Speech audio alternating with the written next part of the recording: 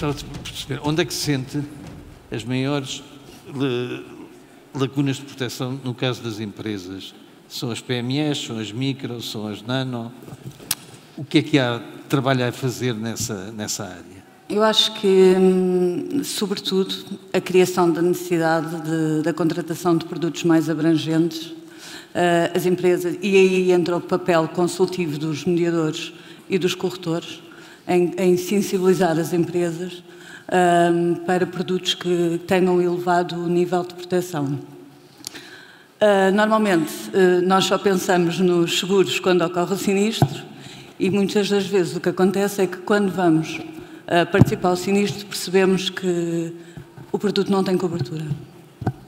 Portanto, nós, enquanto corretores, enquanto mediadores de seguros, a nossa obrigação, e tendo em conta que neste momento os processos estão cada vez mais automatizados e cada vez mais ágeis, cabe-nos a nós criar essa necessidade no cliente, sensibilizar o cliente para a contratação de produtos mais abrangentes, não só em património, mas como em seguros de pessoas. Portanto, e mesmo com as próprias companhias, podermos trabalhar em conjunto.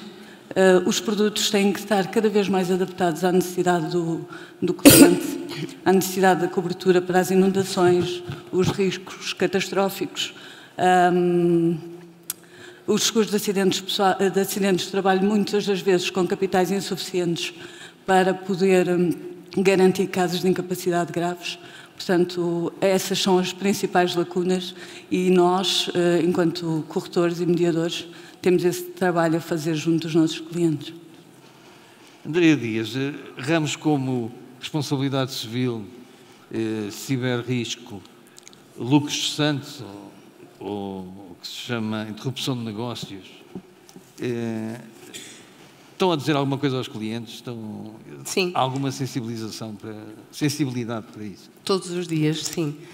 Na verdade, sentimos que há uma falta de sensibilização e para a gestão e a cultura de risco por parte do tecido empresarial português, que é muito mais relevante nas pequenas e médias empresas, porque não há literacia financeira por parte dos donos das empresas. E, portanto, o papel do corretor é fundamental para essa sensibilização de gestão de risco e para os gaps e lacunas de cobertura. Nós sabemos que as empresas genericamente apresentam uma multiplicidade de riscos operacionais, económicos, financeiros, que podem afetar a sua atividade e, portanto, é fundamental e necessitam de ter uma política de gestão de riscos que proteja os seus ativos e a sustentabilidade dos seus negócios. Para que as empresas se foquem nos seus negócios, devem contar com o apoio especializado e profissional de um corretor de seguros, que os vai ajudar a fazer esse levantamento e identificação dos riscos a que estão expostos, aconselhar como os vão gerir, mitigar e transferir para o contrato de seguro. Como é que isto se faz? Nós na MDS fazemos isto através da prevenção e gestão de risco. E, no fundo, mitigar lacunas de proteção é essencial para mantermos a satisfação e confiança dos clientes e qualquer um dos meus colegas que aqui está, enquanto representantes de entidades especializadas e profissionais, nós fazemos basicamente todos o mesmo tipo de trabalho. O tema aqui é a que velocidade, ou seja, qual é o ritmo e a capacidade de implementação. E nós na MDS temos investido muito na especialidade, na gestão de risco e na tecnologia, ok? Portanto, posso inclusivamente partilhar que temos um serviço de consultadoria de due diligence às nossas empresas, aos clientes empresariais, que vai exatamente identificar aquilo que acabou de dizer. Não tem a cobertura A, não tem a cobertura B, é importante, de acordo com o seu risco operacional que tenha e porquê. Temos também um serviço de consultadoria de melhoria e qualificação prévia da transferência do risco. Portanto, trabalhamos muito a parte de prevenção e gestão de risco, antes das empresas poderem estar qualificadas para transferir um risco para um segurador, e no cyber, que questionou, isso acontece bastante. A grande maioria das empresas portuguesas ainda não estão devidamente preparadas em termos de proteção e investimentos na sua proteção para estarem qualificadas para transferir o risco para o segurador, e, através da nossa área de gestão de risco, o que fazemos é exatamente ajudar as empresas a trabalhar essa parte antes de submeter a proposta para a transferência do risco. Carlos Martins, perguntava-lhe em relação a essa parte de análise de risco. Sei que a SAPSEC lida com organizações de grande dimensão, sendo que há uma cultura de análise, de prevenção de risco. Rodrigo, um bocadinho aqui, como também a Andreia falava, todos os que aqui estamos trabalhamos em empresas que têm essa capacidade de entrega no dia-a-dia aos nossos clientes.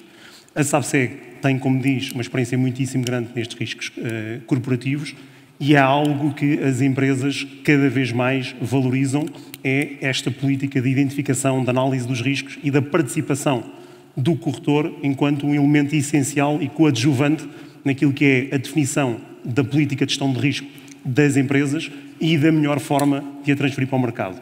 De facto, a importância de um corretor e de um corretor com o perfil da SAPSEC é esse trabalho de sensibilização das empresas para este tipo de preocupações, dar conta e ajudar a identificar quais é que são os riscos potenciais a que aquela empresa está exposta e depois procurar encontrar no mercado, dentro daquilo que são o conjunto de soluções, tanto nacionais como internacionais, quais aquelas que melhor servem o cliente. E para isso é determinante, de facto, a capacidade de due diligence sobre aquilo que são os clausulados atuais, que seja um trabalho que é executado no momento inicial de avaliação, identificação do risco e de política de transferência, mas que no momento subsequente também seja de avaliação contínua e adaptação às organizações. As empresas não são organismos imutáveis e, portanto, é importantíssimo que as equipas de gestão dedicadas que os corretores, e no caso concreto a SAPSEC, têm no seu dia-a-dia ao lado dos clientes, colaborem ativamente no sentido de identificar novas ameaças, novos riscos e procurem, de acordo com aquelas que são as suas competências, adequar a oferta que temos dos nossos clientes às suas necessidades. E isto é um trabalho em contínuo de avaliação e de acompanhamento, não só numa fase de transferência do risco para o mercado segurador, mas também de sensibilização e consciencialização das empresas para esta necessidade. Porquê? Porque a questão, como falavam há pouco aqui os meus colegas, do sinistro e da frustração de expectativas no momento da regularização é muitíssimo importante. E a nós cabe-nos que no momento de necessidade, no momento de interrupção do negócio, sermos o parceiro que assegura a solução e que vai mais longe. No nosso caso concreto da SAPSEC, nós participamos ativamente no processo de regularização dos sinistros, acompanhando o cliente desde o processo da participação até ao momento da liquidação, procurando sempre que tenhamos a solução mais justa, mais equilibrada e capaz de satisfazer aquelas que são as necessidades do cliente numa interrupção de negócio, numa perda de vendas, como há pouco o Rodrigo falou, como a interrupção de exploração. Portanto, é o conjunto deste tipo de preocupações ao longo de todo o ciclo de vida, não só do seguro como do cliente, e que é em contínuo que nós procuramos acompanhar no dia-a-dia. Ezequiel Silva, a Seguramos tem feito um percurso de agrupar ou integrar várias organizações. No fundo, tem uma carteira de clientes que estava habituado, talvez, a produtos menos sofisticados, a produtos mais standardizados.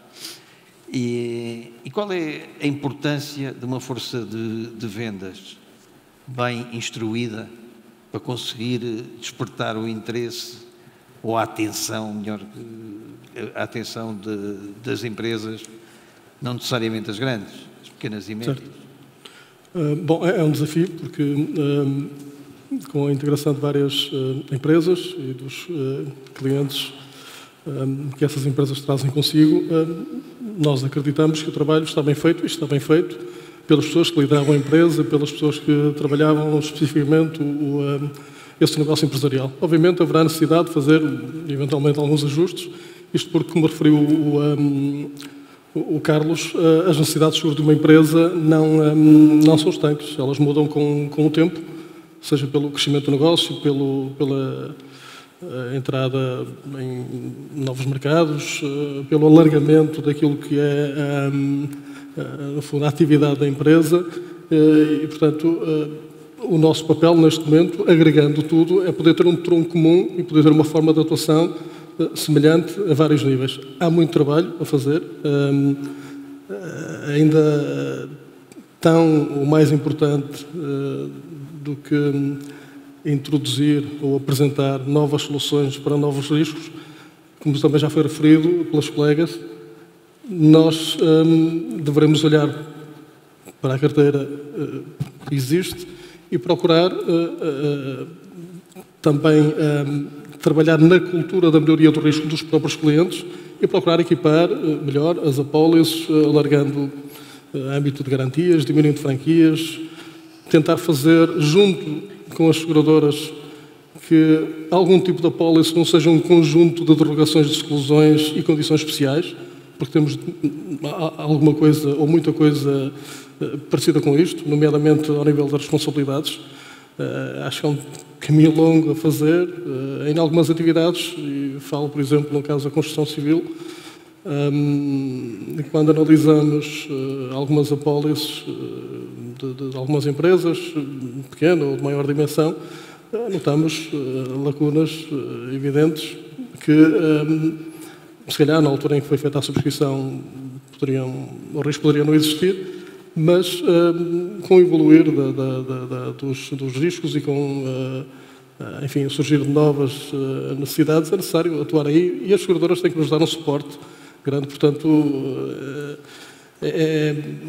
no fundo, com as seguradoras que também contamos para poder fazer este trabalho de preencher lacunas de proteção. José Rodrigues, estamos aqui a falar muito da procura, estimular a procura. Isso que ele já introduziu, um dos pontos que eu gostava de lhe falar era do lado da oferta. Por um lado, estamos a querer clientes mais sofisticados, mais exigentes, maiores conhecedores do que pode ser coberto e em condições. E como é que vê a reação das seguradoras? As seguradoras podem corresponder a esse nível de exigência? Podem. Antes de mais, bom dia ou boa tarde já. Acho que podem. Acho que o primeiro ponto é, se nós somos os distribuidores, somos nós que estamos em primeira linha, por muito nos custe, há uma culpa do próprio setor. Portanto, aquilo que foi dito, concordo perfeitamente. Temos uma baixa literacia, efetivamente uma baixa literacia, mas nós não nos podemos queixar dessa baixa literacia, ou seja, eu também não sei de saúde e quando vou ao médico explico o meu problema e tenho alguém do outro lado que me vai aconselhar, que me vai fazer o diagnóstico e do qual me vai passar uma receita que eu cumpro escrupulosamente. Neste setor, o que acontece muitas vezes, nós fazemos o diagnóstico, fazemos exames complementares, eventualmente uma análise de risco, e depois temos um cliente que se automedica. É um bocadinho isso. Portanto, é difícil este trabalho. As causas não estão só do lado da distribuição, existe também em algumas situações que eu acho que até está do lado da fiscalização, nomeadamente nas responsabilidades, e, por exemplo, se pensarmos numa responsabilidade ambiental, em que basta ler a lei e perceber que para a maior parte das empresas é um seguro obrigatório e que não existe e que nós pensamos que efetivamente é a linha que mais crescimento possa ter e continuamos sem haver nada. Eu acho que neste momento, nesse ponto específico, tem a ver com a fiscalização. Da parte das seguradoras, eu acho que o que se passa, e eu, voltando um bocadinho atrás na questão das PMEs ou grandes empresas, na questão dos seguros é muito difícil distinguir um PME de uma grande empresa, porque estamos a falar de ecossistemas diferentes que vão evoluindo, como isso que ela acaba por dizer, com atividades diferentes e, portanto, riscos diferentes e apetites diferentes da parte da seguradora. Eu diria que a maior parte das situações existe oferta. Para os mínimos olímpicos eu diria que existe oferta, mas tudo o que tem a ver com business interruption é difícil, ou seja, nós temos seguros cyber muito voltados para apoios da IT e quando queremos efetivamente ter que, por um ataque, que essa empresa esteja parada 30 dias e haver cláusulas indemnizatórias, é difícil. Portanto, o setor segurador terá também que se adaptar. Só também, relativamente também às lacunas, também acho que está um pouco... Nós queixamos, eu sou um dos que acabo por queixar que as pessoas continuam a usar a nomenclatura seguro contra todos os riscos. E mais grave que isso é acreditam que é mesmo contra todos os riscos. Eu acho que aqui o setor tem culpa, porque quando essas pessoas chegam junto de nós, não tenho dúvida que o setor que lhe faz é simulação de 3 ou 4 simulações de seguros de danos próprios. Não temos a pedagogia, estamos a fazer esse trabalho, todos os que estamos aqui. Eu acho que o nosso papel é mais amplo até do que o legislador já o definiu. Dizer, ok, eu percebo o que me está a dizer, mas não é assim que funciona. É assim, assim, assim, e fazê-lo caminhar. Portanto, acho que a formação, a pedagogia, estes fóruns são extremamente importantes. No caso, por exemplo, dos lucros santos, que há pouco referiu, acho que é um trabalho aqui também nos penitenciamos, porque efetivamente, no ponto da consultoria, da avaliação de risco que fazemos, muitas vezes não vincamos da melhor forma esse risco, e isso é grave, porque estamos a falar de uma empresa que fecha, num ecossistema regional, eventualmente, pessoas que vão para o desemprego, é importante. Se me permite, eu gostaria de acrescentar que é uma área de negócio que a Universalis, agora a Acrisure, desenvolve bastante, que é o seguro de crédito. Se pensarmos que temos 1.300.000 empresas, dessas 65% são unipessoais ou com um dono, estamos a falar de um universo de 440.000 empresas. Em Portugal, entre todos os operadores que subscrevem estas apólices, existem 4.000 apólices. Estamos a falar de uma taxa de penetração de 0,9%. Só 9 empresas em cada 1.000 têm seguro de crédito. E se pensarmos que num balanço que 40% dos ativos, em média, se for uma fábrica é um bocadinho menos, se for a prestação de serviço é um bocadinho mais, é a conta de clientes, isto diz muito da gravidade e, portanto, a ASF também já fez alguns estudos, até com a Universidade Nova, sobre os gaps que nós temos, o protection gaps, e que são enormes. Portanto, eu diria que as seguradoras podem nos ajudar, mas acho que a distribuição tem que tomar a dianteira. Tudo o que é a questão da literacia, a ASF está a fazer um excelente trabalho, e vejo as seguradoras também colocar isso no dia-a-dia, nos seus fóruns, nas suas conferências, e parece que é a distribuição que vai atrás. E não, a distribuição tem que tomar a dianteira nesse ponto, somos nós que estamos todos os dias à frente do cliente. Ana Matos, diga uma coisa, qual é os obstáculos que estamos a enfrentar? Pronto, temos um obstáculo de literacia financeira, temos um obstáculo cultural, de que as pessoas não assumem o risco, não compreendem, não o querem aceitar, mas também temos a questão do custo. Certo. E temos uma questão de um custo que não é de facto visível, a não ser que realmente o vizinho tenha tido um problema e tenha sido indenizado, não há sensibilidade para esse custo. Há formas de ultrapassar essa barreira? As pessoas pensarem que às vezes é 1% do negócio, não é mais do que isso, não estamos a falar em 10%. Sim, efetivamente, muitas das vezes é ajudar o cliente a fazer a conta e a perceber o dano ou o prejuízo que poderá ter contrapartida do pagamento de um prémio, que será, como estava a dizer, 1, 2, 3% correspondente às perdas que poderá ter eventualmente. E isso, o cliente tem que efetivamente ser sensibilizado. Temos aqueles clientes que só querem o seguro obrigatório e pagam por isso, mas temos efetivamente clientes que nos têm procurado. Na VCS também temos procurado estar junto dos nossos clientes para explicar que muitas das vezes é necessário a contratação e o pagamento adicional para uma cobertura mais extensa, para uma maior proteção. E há clientes que estão dispostos a pagarem mais preço para terem mais proteção. Agora, efetivamente, essa necessidade e essa percepção, o cliente não percebe automaticamente que para estar totalmente protegido tem que pagar uma taxa por isso, não é?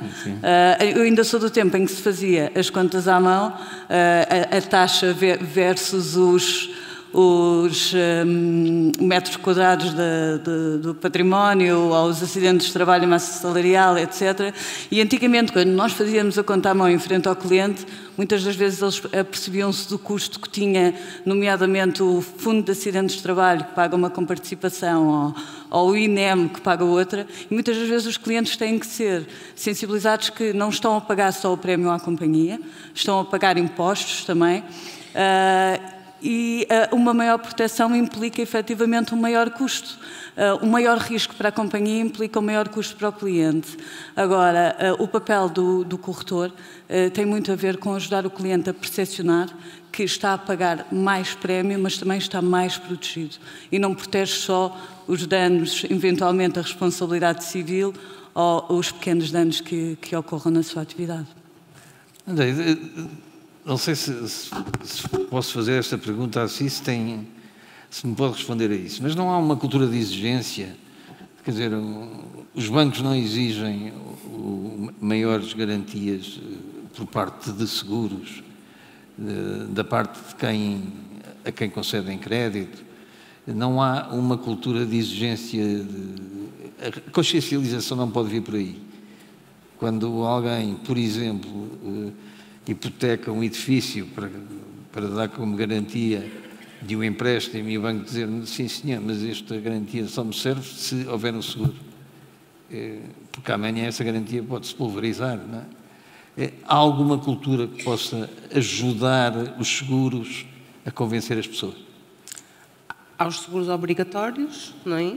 E depois há os que não são obrigatórios, mas são exigência contratual por parte de entidades terceiras, como o caso dos bancos que o Francisco referiu. E a questão aqui da cultura é aquilo que a nossa sensibilidade é que o tecido empresarial encara exatamente o seguro não como uma proteção dos seus ativos, mas como um requisito obrigatório para cumprir uma legislação, uma exigência contratual de uma entidade. E, portanto, esse é o tema e é muito a nossa... Por isso, quanto menor, melhor. É isso. Quanto menos cobrir, melhor. Sim, mais barato fica, melhor. Há exatamente esse tipo de postura, nomeadamente em determinados segmentos empresariais. Há todo um trabalho a fazer e aqui, sem dúvida, reforçar a importância do nosso setor aqui, e de todos nós, enquanto moralizadores dessa cultura de risco. Dizer também aditamente ao que a Ana disse, há outros mecanismos de retenção de risco para as empresas que estão mais focadas na vertente de custo. Portanto, voltando à gestão de risco, uma empresa cujo seu foco é mais otimização de custos, existem mecanismos alternativos de retenção, de otimização de custo, como franquias, gestão de risco, limites. Portanto, existem aqui uma série de outros mecanismos que podem e devem ser trabalhados com as empresas. Carlos Martins, tivemos a pandemia, tivemos que no fundo chamou a atenção para muitos riscos que estavam, de certa forma, escondidos. Tivemos os grandes incêndios. A SAPSEG é uma empresa muito espalhada por todo o país. Notou-se uma mudança de atitude estável? Houve uma mudança de atitude, maior receptividade, maior noção de risco? Logo nos momentos imediatos? Ainda se mantém hoje? Desapareceu? O que é que aconteceu? Eu acho que um pouco como a Ana e a Andreia referiram, tipicamente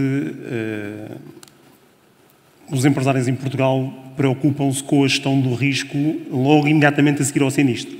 Portanto, é algo extraordinário que acontece e percebe-se porquê, mas na prática o que acontece é que há uma preocupação crescente com a gestão do risco, mas não há dúvida nenhuma que a questão de limitação, se quisermos até cultural, para a transferência do risco para o mercado segurador. A questão de sensibilização para o custo de transferência, como a Ana referiu há pouco, e entender que muitas das vezes é uma cláusula, é uma taxa que nem sequer se aplica por 100, aplica-se inclusive por 1000. Portanto, estamos a falar de custos de transferência muitíssimo baixos. Em plena situação de crise, houve uma preocupação, sobretudo quando confrontados com a interrupção de cadeias de fornecimento, etc., uma preocupação, nomeadamente estabelecimentos fabris, exportação de matéria-prima ou estoques, sobre o que é que acontecia e as perdas associadas, direta e indiretamente, a estas questões. Com a passar do tempo, a realidade é que muitas destas preocupações, nomeadamente nas PMEs, foram outra vez caindo no esquecimento e cabe-nos a nós, como a Andreia dizia há pouco, sensibilizar os empresários e também as seguradoras para trazerem para o mercado soluções realmente disruptivas e que colmatem as necessidades das empresas. Porque, há bocadinho, como aqui também já foi referido, existem um conjunto de situações que o mercado não está a dar resposta. E nós temos problemas, nomeadamente, ao nível dos prejuízos indiretos causados por muitas ocorrências, que na maior parte dos casos continuam fora da grande parte dos clausulados, e daí a necessidade, como a Andreia também referia há pouco, de nós trabalharmos afincadamente no sentido, junto dos nossos clientes, criarmos a percepção de que existe uma forma diferente de transferir o risco, que não precisa necessariamente ser através da contratação de apólices padrão.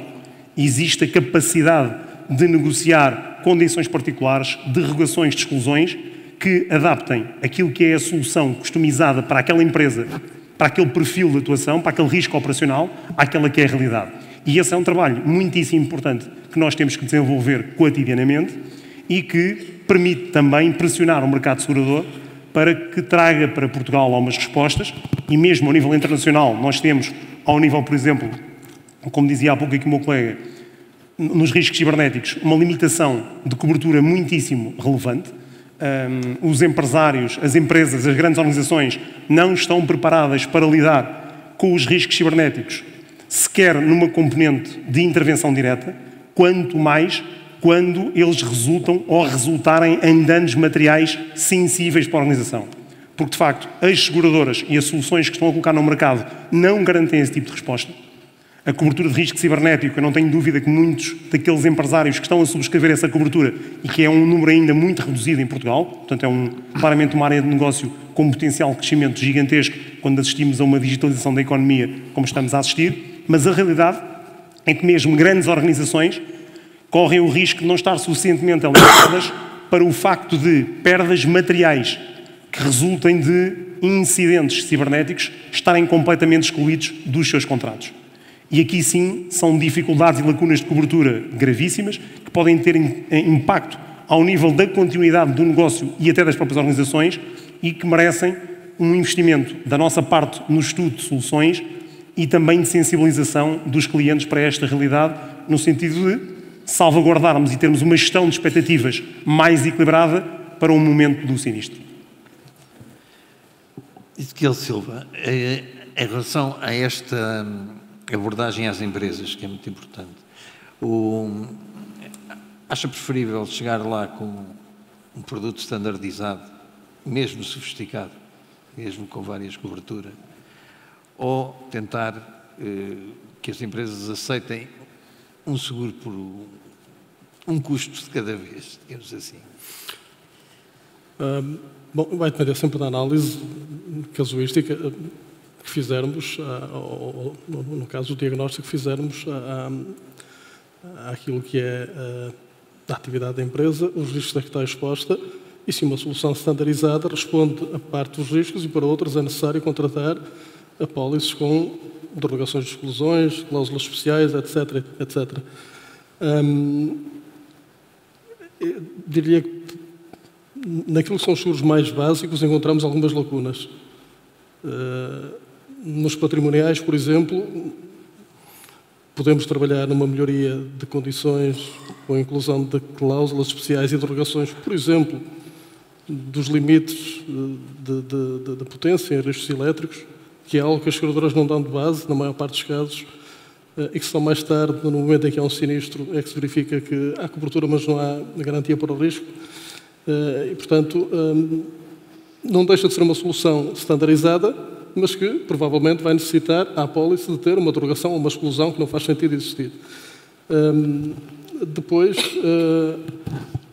temos ainda nas apólices multiriscos, por exemplo, a circunstância ou o caso paradigmático daquilo que é o infraseguro e as consequências de ter uma apólice com insuficiência de capitais que leva a que a seguradora depois, no momento do sinistro, aplique regras proporcionais. Ou seja, mais uma vez, tão importante como apresentar soluções diferenciadoras e que façam valer o nosso papel enquanto consultores e avaliadores de risco, é adequar aquilo que são as soluções já existentes ao verdadeiro risco e, no fundo, fazer com que as apólices possam responder quando, na verdade, forem chamadas a isso. Ou seja, no fundo estamos preocupados em apresentar soluções diferenciadoras, novas soluções para novos riscos, mas não podemos esquecer verdadeiramente o trabalho que temos de fazer naquilo que é o básico, porque há muito trabalho a fazer a esse nível ainda. José Rodrigues, todas as organizações aqui presentes ou representadas têm uma dimensão grande e logo têm uma capacidade de diálogo com seguradoras e resseguradoras jamais especial. Mas no seu caso há uma mudança que eu gostava só para terminarmos de tentar perceber. Vivemos muito das seguradoras que operam em Portugal e que estão próximas. Esta mudança, por exemplo, para a Acrisure, que fala em grande escala, como todos os outros corretores aqui presentes, muda o panorama, ou seja, as seguradoras estrangeiras podem vir a assumir um papel mais importante na aceitação de riscos. Eu diria que o que acontece, e penso que todos os que estamos aqui presentes procuramos isso, é procurar mais capacidade do que aquela que o mercado nacional nos acaba por oferecer. E isto o Grupo Acrisure, tendo em conta a dimensão que tem com o ressegurador, com o wholesale e um conjunto de MGAs, pode efetivamente vir colmatar muito dessa dificuldade de colocação no mercado, como já se falou dos cyber, muito poucas cláusulas indemnizatórias. Por outro lado, também a perspectiva que estes grupos acabam por trazer, que é um tema que cruza com o que foi dito anteriormente e que vai bater um bocadinho no preço, que é, também acho que é difícil para nós, muitas vezes, passar o preço, mas há mecanismos para o atenuar. Ou seja, todos nós que estamos aqui, certamente, temos apólices patrimoniais de milhões com franquias de tostões. E isto lá fora, quando nós trazemos as soluções, estamos a falar de franquias completamente diferentes, o cliente tem que ter a capacidade de reter alguma capacidade de risco. Depois, também do lado das seguradoras, mesmo as que estão cá, eu acho que também falta um bocadinho de criatividade. Ou seja, é muito difícil ver produtos que são complementados com bónus e malos. Portanto, é praticamente definido, standardizado e, portanto, todos têm que caber neste Fiat 127, se não couber, não há solução. Portanto, o que eu penso e o que o Grupo Acrisure nos vai trazer é mais capacidade de conseguir ajudar os nossos clientes. Também relativamente ao que se falou do Protection Gaps. Efetivamente tem. Nós temos um mercado muito virado para produtos, isto é um problema, de produtos de alta frequência e baixo impacto. Ou seja, temos efetivamente produtos que as pessoas se preocupam muito mais, que se pagam 20 euros ou 15 de copagamento, do que propriamente se a hospitalização é de 50 ou de 100 mil euros. E o que é que acontece? As seguradoras também se adaptam a criar produtos para esta procura. Quando temos clientes e queremos colocar cláusulas mais robustas, como são poucos, o mercado também não tem a mutualidade, que é a base dos seguros, não é? A mutualidade suficiente para comprar capacidade. Portanto, isto, no português, é uma pescadinha de rabo na boca. Eu quero agradecer a participação. Acho que fomos muito limitados no objetivo, mas não teríamos tempo para falarmos de tudo. De qualquer forma, um dos problemas prementes, que é de facto a lacuna de proteção das empresas, não das maiores, mas exatamente daquelas que em caso de sinistro, podem mesmo ficar em risco de sobrevivência.